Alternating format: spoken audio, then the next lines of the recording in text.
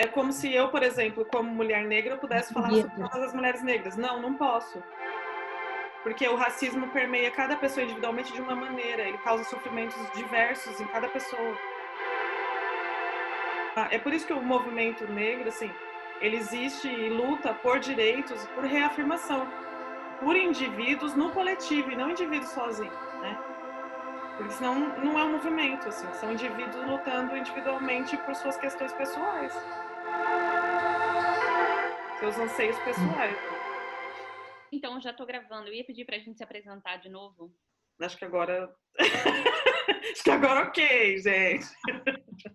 Agora foi.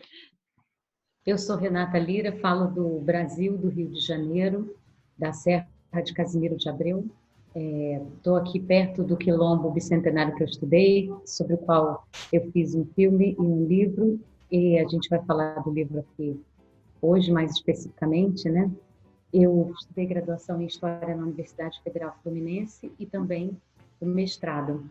E no intervalo entre a graduação e o mestrado, trabalhei como historiadora aqui da Fundação Cultural de Casimiro de Abreu, que me permitiu conhecer outras coisas, né, institutos nacionais do patrimônio, tipo o IPAM, o INEPAC, que é o estadual também, e me relacionar com a importância histórica desse lugar, entendendo essa vinculação que existe entre as referências de espaço e tempo.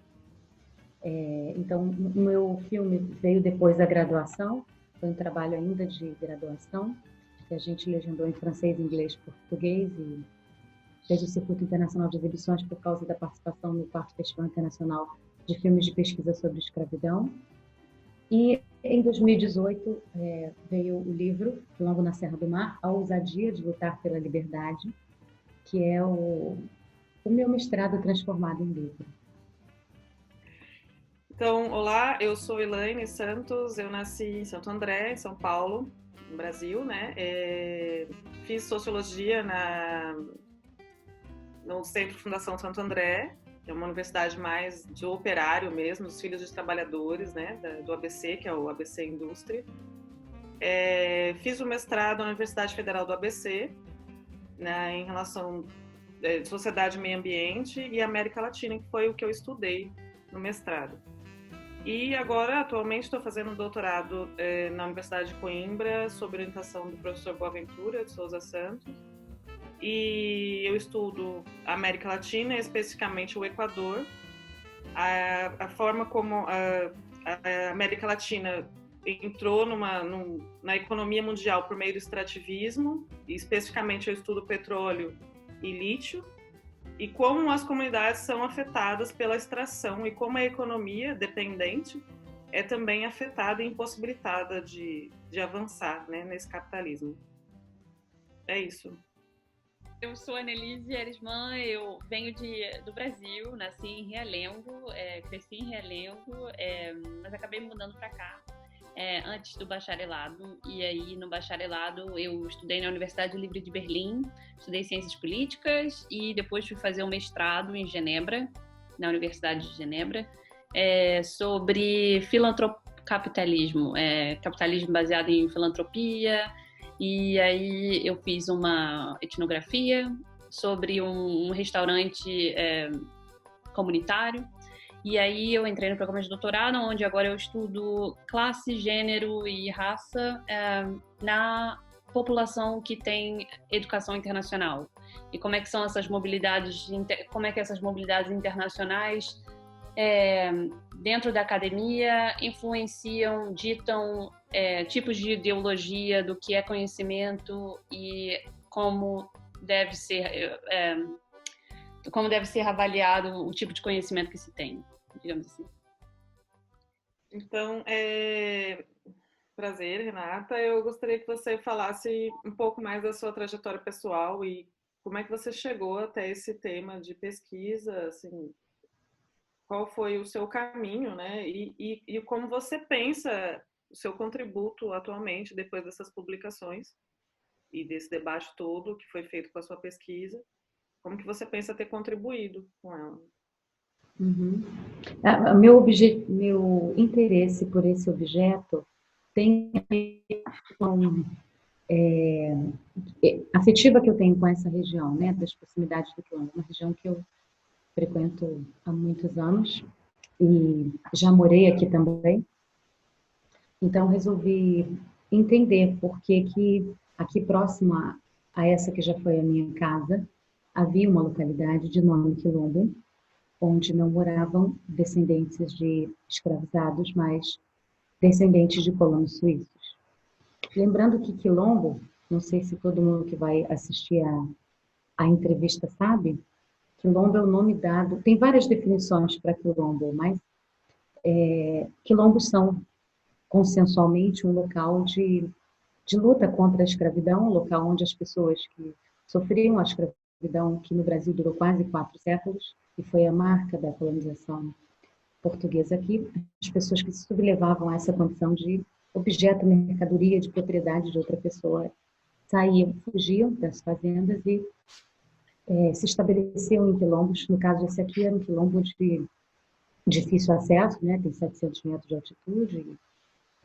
E essa minha pesquisa teve repercussão através do filme, através de jornais, de programas de televisão, e começou a ser conhecida pelas pessoas de Casimiro de Abreu, de modo que eu acho que ela pode ter sido uma contribuição para que as pessoas repensassem a sua identidade, não só a sua identidade por conhecer melhor ou pensar na sua história ancestral, na mais longa duração, na participação na constituição da sua história, que no caso dos brasileiros é muito grande, é difícil alguém que conhece um pouquinho da sua genealogia recente não encontrar presença africana, né?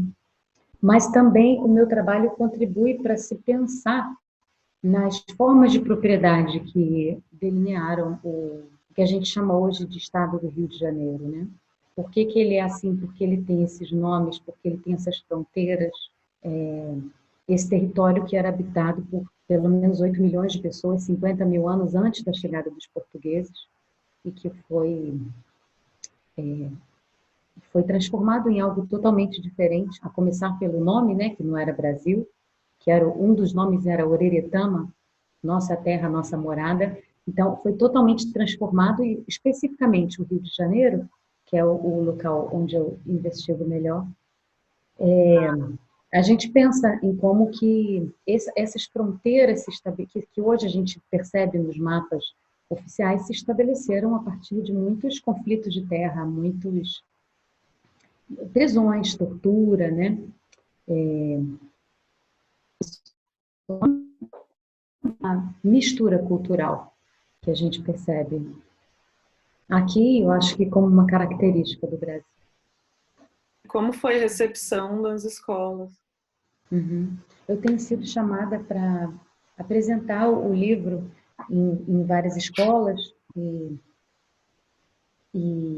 também já na Casa França Brasil a gente lançou, fizemos alguns lançamentos importantes. Nas escolas, em geral, a recepção é muito boa, inclusive na escola que eu dou aula também, em Copacabana, Escola Municipal em Castro Guimarães, já fizemos várias exposições premiadas com trabalhos dos alunos, analisando as fontes primárias que estão aqui no livro, né? Mas teve uma escola em especial, perto daqui de onde eu estou, onde a receptividade não foi boa, porque, embora eu não tenha sido rechaçada, as pessoas me mostraram pela linguagem corporal que o que eu estava falando para elas era incômodo para os alunos do ensino médio, porque eu estava falando dos ancestrais deles. É uma história que tem, como eu trago documentos de 1822, 1823, uma história que não tem nem 200 anos, e a presença dessas famílias de colonos suíços nomeada nos mapas, nos manuscritos, né, do território que foi recebido por eles, por doação do governo do uso brasileiro, foi ocupado, dito pelos próprios colonos suíços, a partir do conflito entre eles e quilombolas, certamente do conflito entre eles e indígenas também, embora eu não tenha pesquisado fontes assim, mas sei que havia muitos indígenas aqui. Então, para eles ouvirem essa outra história dos ancestrais deles, né, que traz, traz em si, né, como questão de fundo, a legitimidade da propriedade, das propriedades que existem aqui, né? Era legal os suíços virem e estabelecerem, eles estavam respaldados pela lei, mas será que era legítimo? Será que é algo realmente do qual hoje a gente pode se orgulhar, né? Essas propriedades. Então, de certa forma, embora eu não tenha falado diretamente isso, o meu livro trouxe essas questões. Na verdade, então, eles não gostaram muito. Na verdade, eu comecei a minha fala perguntando a eles qual era a contribuição dos ancestrais deles na diáspora africana. E depois, o que eles faziam com essa contribuição. E qual era a contribuição deles diante do que eles sabem da participação dos ancestrais deles. E a pergunta é, os seus ancestrais, eles já habitavam essa região e construíram as riquezas que a gente vê aqui, sendo escravizados, ou os seus ancestrais eram quem escravizou os outros? Seus ancestrais eram os escravizadores que lucravam com a riqueza produzida pelos escravizados sem pagar nada a eles por isso? Ou seus ancestrais eram estrangeiros que vieram da África e foram os que também construíram boa parte das riquezas daqui, sem, no entanto, terem reconhecimento disso? Essas questões ficaram no ar, não dava para todos responderem. Meus alunos, eu peço que me respondam, mas esses que eu estava apresentando só uma horinha, não deu para, mas eles não gostaram. Sim. Mas é difícil pensar a partir disso, né? Porque acho que a grande indagação é o que a gente faz com isso, né? Uhum. E aí, quando você desmonta aquilo que parecia tranquilo, né? Parecia confortável, quando a gente questiona o conforto, né? O aparente conforto, é difícil você conseguir, demora um tempo, né? Para a gente conseguir assimilar e entender qual é o caminho, né? Para isso. É um lugar Então, racista até hoje. o questionamento tem que ser Problema. diário até, né? Tipo, o que eu faço a partir disso? Constatado isso, como é que eu saio daqui, né? Então, vamos seguir e eu queria também saber que você pudesse comentar aqui em algumas das entrevistas que você nos mandou. Você comentou de um documento em que descendentes de imigrantes pretendiam minimizar a importância da influência africana na própria constituição do município de Casimiro de Abreu, né? Então, você poderia mencionar como que isso se deu e como que isso é hoje, né? Se isso aconteceu de fato ou foi só uma tentativa documental? Assim? Uhum. Eu descobri esse mapa que eu encaminhei para vocês, que é um mapa da década de 90, com uma proposta de redivisão distrital. Então, Casimiro de Abreu é um município do estado do Rio de Janeiro, que tem 4 distritos. A proposta era criar... tem 4 distritos. A proposta era criar o 5º distrito, chamado Nova Suíça, exatamente em cima do quilômetro. E eu liguei para a Câmara Municipal de Casimiro pedindo para ter acesso à documentação parlamentar, aos anais da Câmara, para ter acesso ao debate parlamentar que antecedeu essa proposta de lei, saber quem foi que propôs isso e entender por que essa lei, felizmente, não foi aprovada, embora ela tenha chegado ao nível de ser produzido um mapa. Mas essa é uma questão política, né? Eu me identifiquei pelo telefone, a pessoa não me deu nada. Me deu, ao contrário, o telefone do vereador que propôs a lei de criação do Distrito Nova Suíça. Eu falei, poxa, eu não queria... tudo bem, eu gostaria de saber o que ele usou para argumentar o seu argumento favorável à criação desse distrito, mas eu gostaria de saber também os argumentos desfavoráveis que foram vitoriosos. Até hoje, essa pesquisa ainda não fiz. Mas eu agora descobri um outro caminho de conseguir acessar essa documentação e saber finalmente o que houve. Eu tive contato com o prefeito de Casimiro, que até veio aqui, o ex-prefeito, que na época era prefeito, na época da proposição dessa criação, e comentou comigo pelo WhatsApp, disse que gostou muito do livro e pediu desculpas a mim por essa proposta. Ele disse que o que ele queria era só garantir que as pessoas que moram na zona mais serrana, rural de Casimiro, pudessem ser politicamente independentes para encaminhar suas demandas, mas reconheceu que a escolha do nome dessa região foi infeliz, imprópria, né? Então, foi uma forma diplomática dele falar a respeito, mas esse é um assunto em aberto ainda que eu quero investigar, tendo acesso às atas da Câmara Municipal, que a gente já acessou para uma outra pesquisa que eu fiz de um outro tema. Como nós já conseguimos acesso a essa série documental, então a gente vai conseguir desenvolver aqui a história do quilombo. Mas Casimiro tem problema de racismo, Casimiro tem comunidades assentadas ligadas ao MST, que praticam agricultura familiar, que produzem alimento que não tem agrotóxico, as plantas alimentícias não convencionais, as plantas que mostram a riqueza do conhecimento da alimentação indígena africana, mas que estão esperando pela posse da terra há mais de 20 anos, sem água encanada, sem estradas. Quando chove, a estrada vira um rio, eles têm que chegar em casa de trator. Casimiro ainda tem isso, mas eu tive a felicidade de conhecer vários assentados, de diversos assentamentos daqui, que se reúnem economicamente com essa atividade de produção da agricultura familiar e comercialização também dos produtos do seu trabalho em feirinhas aqui. Isso tem muita relação com a próxima pergunta, que qual é a conexão que você vê do seu trabalho com as lutas contemporâneas, né? Que eu vi que você usou autores do marxismo também brasileiros, e você podia comentar isso, assim, como que o seu trabalho dialoga com as lutas pela terra, a luta pelo resgate da história da escravidão, né? E como que o seu trabalho está dialogando com essas lutas de hoje? Uhum. Eu começo o livro dedicando esse livro aos que lutam pela reforma agrária, pelo fim do racismo e de toda forma de opressão humana. No caso do Brasil, eu estava olhando um relatório da Oxfam, que é uma organização que trabalha pelo fim da fome no mundo.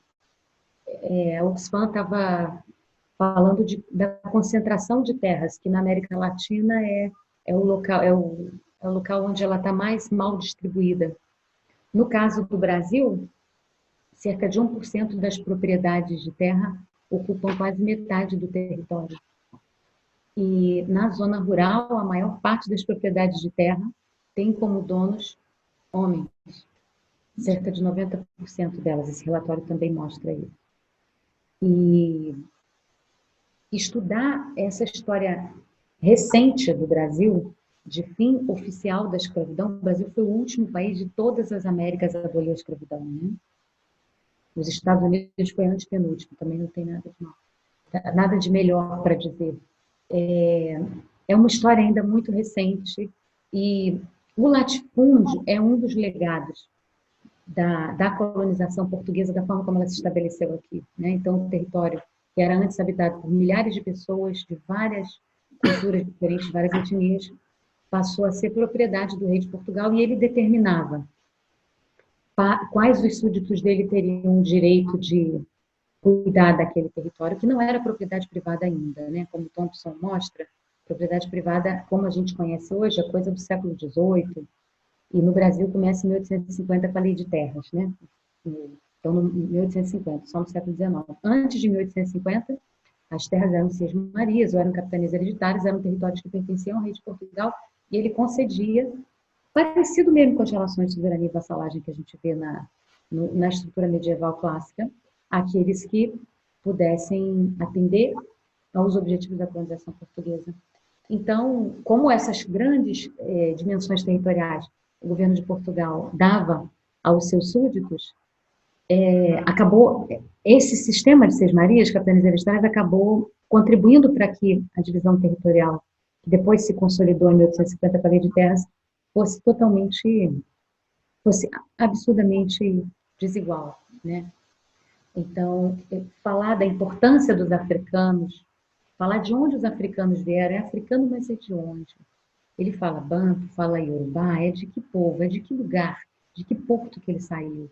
Né? Falar dos indígenas também, que não eram indígenas, a gente chama de indígena, mas indígena não é ameríndio, é tamoio, chucarramãe, é, Guarulhos, né? Kaiowá, Guarani, toda essa riqueza, estudar sobre isso, falar da importância desses povos na construção disso que hoje a gente chama de Brasil, contribui muito para a gente rever a divisão territorial, né? E dar a essas pessoas o espaço de vida digna que elas merecem, que elas não têm.